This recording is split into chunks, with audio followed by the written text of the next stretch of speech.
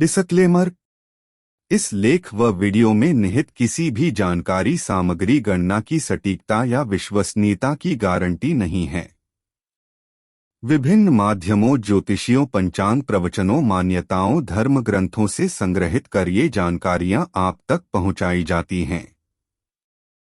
हमारा उद्देश्य महज सूचना पहुंचाना है। इसके उपयोगकर्ता इसे महज सूचना समझकर ही लें। इसके अतिरिक्त इसके किसी भी उपयोग की जिम्मेदारी स्वयं उपयोगकर्ता की ही रहेगी। धन्यवाद। शक्तिपात क्या होता है?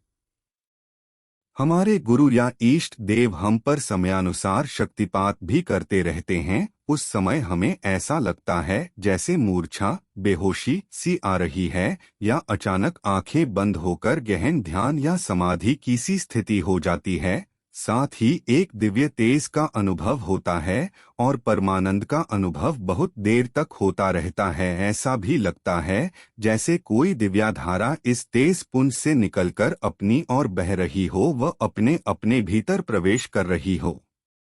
वह आनंद वर्णनातीत होता है। इसे शक्तिपात कहते हैं। जब गुरु सामने बैठकर शक्तिपात करते हैं तो ऐसा लगता है कि उनकी ओर देखना कठिन हो रहा है। उनके मुखमंडल व शरीर के चारों तरफ दिव्य तेज प्रकाश दिखाई देने लगता है और नींद सी आने लगती है और शरीर एकदम हल्का महसूस होता है व परमानंद का अनुभव होता है। इस प्रकार शक्तिपात के द्वारा गुरु पूर्व के पापों को नष्ट करते हैं व कुंडलिनी शक्ति को जागृत करते हैं। ध्यान समाधि की उच्च अवस्था में पहुंच जाने पर इष्ट देव या ईश्वर द्वारा शक्तिपात का अनुभव होता है। साधक को एक घूमता हुआ सफेद चक्र या एक तेज पुंज आकाश में या कमरे की छत पर दिख पड़ता है और उसके होने मात्र से ही परमानंद का अनुभव हृदय में होने लगता है। उस समय शरीर जड़ सा हो जाता है व उस चक्र या पुंज से सफेद किरणों का प्रवाह निकलता हुआ अपने शरीर के भीतर प्रवेश करता हुआ प्रतीत होता है। उस अवस्था में बिजली के हल्के झटके लगने जैसा अनुभव भी होता है और उस झटके के प्रभाव से शरीर के अंगा भी फड़कते हुए देखे जाते हैं।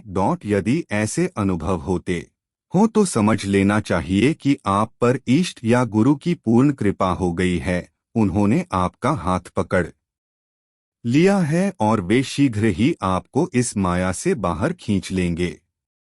गुरु को ढूंढना नहीं पड़ता। श्रोता, आजकल दुनिया में ढूंढने पर भी गुरु नहीं मिलता। मिलता है तो ठग मिलता है।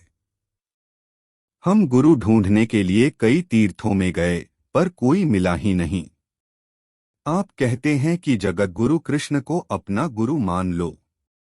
अगर आप यह घोषणा कर दें कि भाई आप लोग कृष्ण को ही गुरु मानो तो यह वहम ही मिट जाए। स्वामी जी, वास्तव में गुरु को ढूंढना नहीं पड़ता। फल पककर तैयार होता है तो तोता खुद उसको ढूंढ लेता है। ऐसे ही अच्छे गुरु खुद चेले को ढूंढते हैं। चेले को ढूंढना नहीं पड़ता। जैसे ही आप कल्याण के लिए तैयार हुए, गुरु फट आ टपकेगा। फल पककर तैयार होता है तो तोता अपने आप उसके पास आता है। फल तोते को नहीं बुलाता। ऐसे ही आप तैयार हो जाओ कि अब मुझे अपना कल्याण करना है तो गुरु अपने आप आएगा। भारत में गुरु के माध्यम से शक्ति का संचार करने के लिए दीक्षा की परंपरा प्रचलित है। जब तक व्यक्ति पात्र नहीं होगा और गुरु सक्षम नहीं होगा, गुरु के माध्यम से शक्ति का संचार नहीं हो सकता। दुनिया कार्य और कारण के सिद्धांत पर चलती है। शक्ति के संचार के लिए माध्यम की आवश्यकता होती है। जैसे पावर हाउस से निकलने वाले तार की ऊर्जा बिना ट्रांसफार्मर के लोगों के घरों तक नहीं पहुंच सकती। इसी तरह ब्रह्मांड ऊर्जा के संचार के लिए व्यक्ति रूपी ट्रांसफार्मर की आवश्यकता होती है। एक बुझा हुआ दिया दूसरे दिया को नहीं जला सकता। एक जागृत गुरु ही व्यक्ति की सुप्त कुंडलिनी को जागृत कर सकता है। गुरु पहले शिष्य में पात्रता विकसित करता है और फिर उसके माध्यम से शिष्य में स्वतः ही ऊर्जा का संचार हो जाता है। शिष्य में पात्रता विकसित करने के लिए गुरु मंत्र और साधनाएं प्रदान करता है। दीप से दीप जलाना पड़ता है। व्यक्ति अपना दीप स्वयं बन सकता है। लेकिन इसके लिए प्रारब्ध और वर्तमान की साधना और तप में शक्ति होनी चाहिए।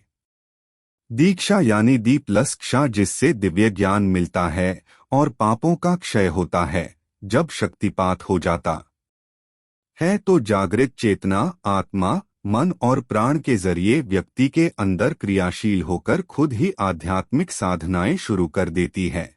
एक बार व्यक्ति के अंदर योग साधनाएं शुरू हो जाए तो बाहर से उसे किसी तरह की विधियों की जरूरत नहीं रहती। चेतना व्यक्ति को खुद ही क्रियाएं कराती है।